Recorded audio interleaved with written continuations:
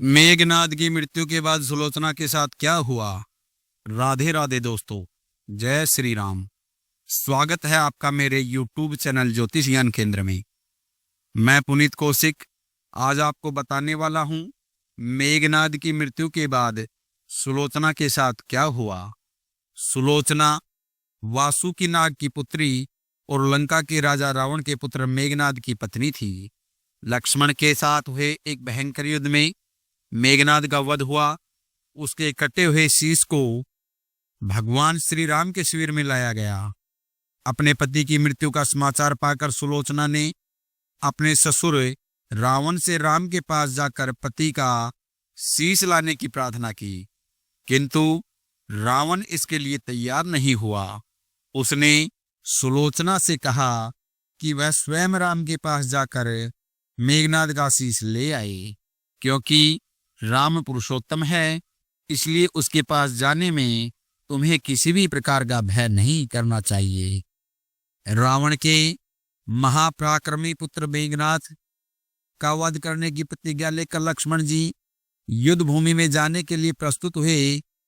तब राम उनसे कहते हैं, लक्ष्मण, रण में जाकर तुम अपनी वीरता और रण कौशल से रावण पुत्र मेघनाद का वध कर दोगे, इसमें मुझे कोई संदेह नहीं, परंतु एक बात का विशेष ध्यान रखना कि मेघनाद का मस्तक भूमि पर कदापि नहीं गिरना चाहिए, क्योंकि मेघनाद एक पत्नी व्रत का पालक है और उसकी पत्नी परम पतिव्रता है।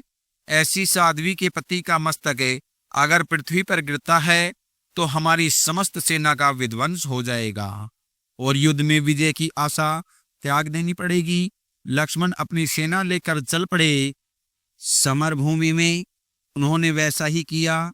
युद्ध में अपने बाणों से उन्होंने मेघनाद का मस्तक उतार दिया, पर उसे पृथ्वी पर नहीं गिरने दिया। हनुमान जी उस मस्तक को रघुनंदन के पास ले आए। मेघनाद की दाहिनी भुजा आकाश में उड़ती हुई उसकी पत्नी सुलोचना के पास जाकर गिरी। सुलोचना चकित हो गई, अत्यंत दुख से होकर विलाप करने लगी, पर उसने भुजा को स्पर्श नहीं किया। उसने सोचा, संभवतः है यह भुजा किसी अन्य व्यक्ति की हो। ऐसी दशा में परपुरुष के स्पर्श का दोष मुझे लगेगा। निर्णय करने के लिए उसने भुजा से कहा, यदि तू मेरे स्वामी की भुजा है तो मेरे पतिव्रत शक्ति से युद्ध का सारा वृतांत लिख दे। भुजा से दासी ने लेखनी पकड़ा दी। लेखनी ने सब लिख दिया। हे प्राण प्रिय, यह भुजा मेरी है। युद्ध भूमि में श्री राम के भाई लक्ष्मण से मेरा युद्ध हुआ। लक्ष्मण ने कई वर्षों से पत्नी अन्न और निद्रा छोड़ रखी है।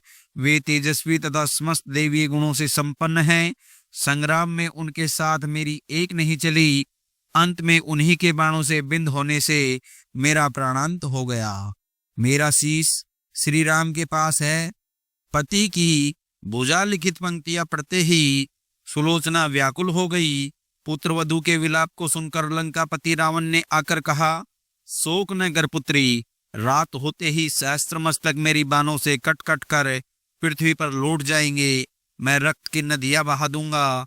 करुण चित्कार करती हुई सुलोचना बोली, इसमें मेरा क्या लाभ होगा। सहस्त्रों या करोड़ों शीश भी मेरे स्वामी के शीश के अभाव की पूर्ति नहीं कर सकेंगे। सुलोचना ने निश्चय किया कि उसे अब सती हो जाना चाहिए, किंतु पति का शव तो रामदल में पड़ा था, फिर वह कैसे सती होती। जब अपने ससुर रावण से उसने अपना अभिप्राय कहकर अपने पति का शव मांगने के लिए कहा, तब रावण ने उत्तर दिया, देवी तुम स्वयं ही रामदल में जाकर अपने पति का शव प्राप्त करो। जिस समाज में बाल ब्रह्मचारी हनुमान, परम जितेंद्रिय लक्ष्मण तथा एक पत्नीव्रती भगवान श्री राम विद्यमान है, उस सभा में तुम्हें जाने से डरना नहीं चाहिए। मुझे विश्वास है कि इन जैसे महापुरुषों के द्वारा तुम निराश नहीं लौटोगी। सुलोचना का आने का समाचार सुनते ही श्री राम खड़े हो गए और स्वयं चलकर सुलोचना के पास आए और बोले, देवी तुम्हारे पति विश्व के अन्यतम योद्धा और पराक्रमी थे। उनमें बहुत से सद्गुण थे, किंतु विधि की लिखी को कौन बदल सकता है। आज तुम्हें इस तरह देखकर मेरे मन में पीड़ा हो रही है।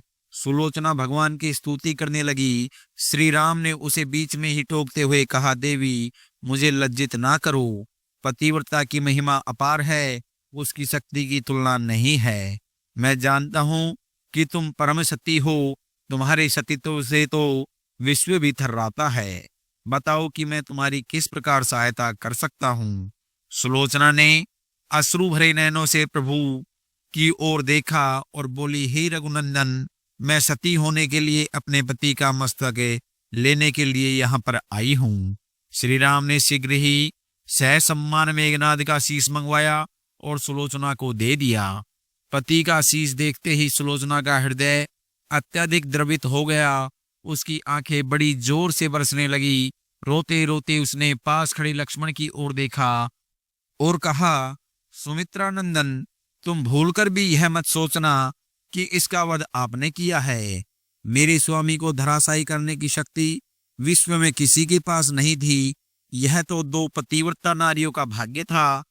आपकी पत्नी भी पतिव्रता नारी है और मैं भी अपने पति के चरणों की अनुरक्ति रखने वाली अनन्य उपसिका हूँ।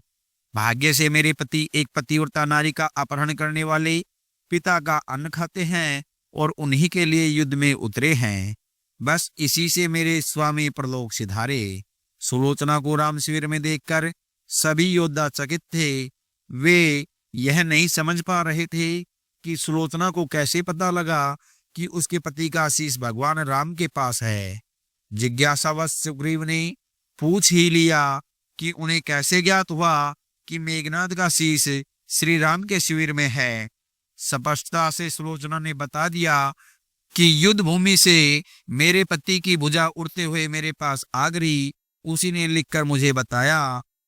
व्यंग से सुग्रीव ने कहा, निष्प्राण भुजा लिख सकती है तो फिर तो यह कटा हुआ मस्तक हंस सकता है।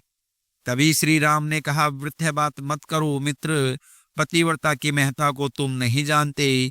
श्री राम की मुख आकृति देखकर सुलोचना उनके भाव को समझ गई। उसने कहा, यदि मैं मन वचन और क्रम से पति को देवता मानती हूँ तो मेरे पति का शीश हंस उठे। सुलोचना की बात पूरी भी नहीं हुई थी कि कटा हुआ मस्तक जोर से हंसने लगा। यह देखकर सभी दंग रह गए और सभी ने पतिव्रता सुलोचना को प्रणाम किया। सभी पतिव्रता की महिमा से परिचित हो गए थे। चलते समय सुलोचना ने श्री राम से प्रार्थना की, भगवान, आज मेरे पति की अंत्येष्टि क्रिया है और मैं उसकी सहचरी में उनसे मिलने जा रही हूँ, अतः आज युद्ध बंद रहे। श्री राम ने सुलोचना की प्रार्थना स्वीकार कर ली। सुलोचना पति का सिर लेकर वापस लंका आ गई। लंका में समुद्र के तट पर एक चंदन की चिता तैयार की गई। पति का शीश गोद में रखकर सुलोचना चिता पर बैठी और जलती हुई अग्नि में कुछ ही क्षणों में सती हो गई। दोस्तों, आपको हमारी जानकारी कैसी लगी? अगर आपको हमारी जानकारी पसंद आई हो तो कमेंट बॉक्स में राधे राधे अवश्य लिखें। चैनल को सब्सक्राइब करना ना भूलें। मिलते हैं अगली वीडियो में, तब तक के लिए राधे राधे।